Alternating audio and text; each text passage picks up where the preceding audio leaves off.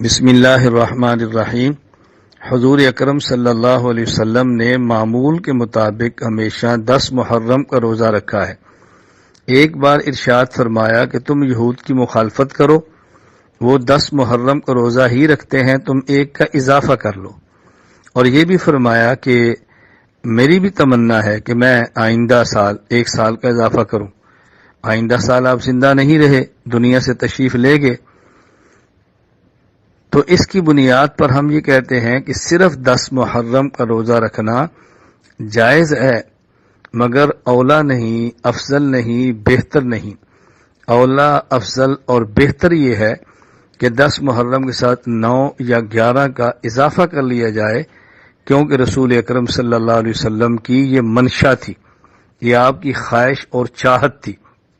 جس طرح عمر بھر آپ نے شلوار استعمال نہیں فرمائی، پائجامہ استعمال نہیں فرمایا، لنگی استعمال فرمائی، لیکن آپ نے شلوار اور پائجامہ کو پسند فرمایا، تو اب دنیا بھر میں تہمت اور لنگی کی بجائے شلوار ہی کا استعمال افضل اور بہتر سمجھا جاتا ہے، اگرچہ لنگی کو پہننا جائز ہے، حرج کی بات نہیں اگر سطر کا اہتمام ہو سکتا ہو۔ اسی طرح 23-25 رمضان کی شب آپ نے تراویح جماعت کے ساتھ کروائی ہے، اس کے بعد جماعت نہیں کروائی، لیکن آپ کی منشا یہی ہے کہ تراویح پورا ماہ جماعت کے ساتھ ہونی چاہیے، چونکہ حدیث پاک میں آپ فرما رہے انی خشید ان یفترض علیکم، کہ نہ کروانے کی وجہ اگر میں جماعت کا اہتمام کرا دیتا تو ان پر تراویح کی نماز فرض ہو جاتی۔ حضرت عمر رضی اللہ تعالیٰ عنہ اس منشا کو سمجھا ہے تو پورا ماہ تراویح کی جماعت کا اہتمام کرا دیا ہے۔ اسی طرح اس حدیث پاک سے معلوم ہوتا ہے کہ آپ کی منشا 9، 10 یا 10 اور 11 محرم کے 2 روزے ہیں۔ تو اب یہ بات کہ چونکہ اس دور میں یہود روزہ نہیں رکھتے، لہذا ہم صرف 10 کا رکھیں گے تو مشابہت نہیں ہوگی،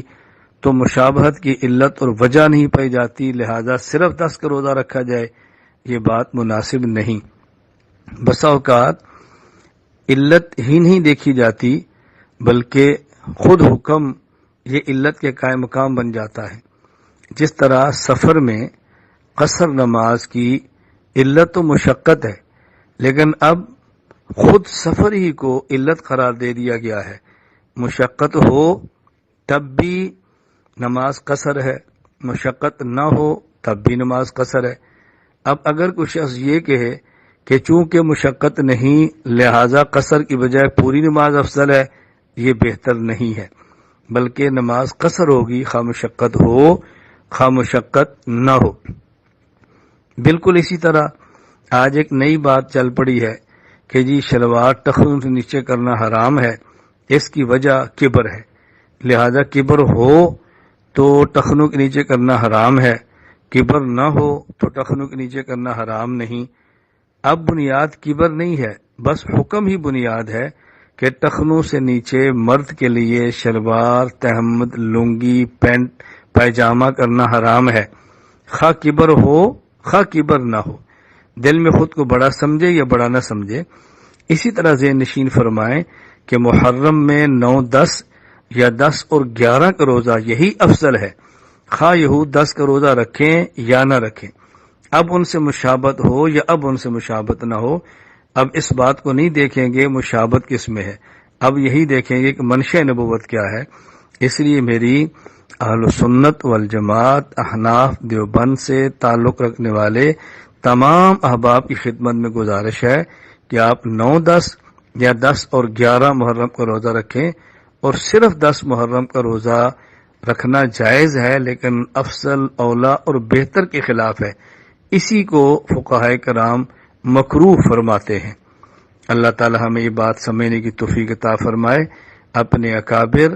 اپنے اسلاف، اپنے مشائخ کا مسلک اور ان کا منہج دونوں کو لے کر چلنے کی توفیق عطا فرمائے۔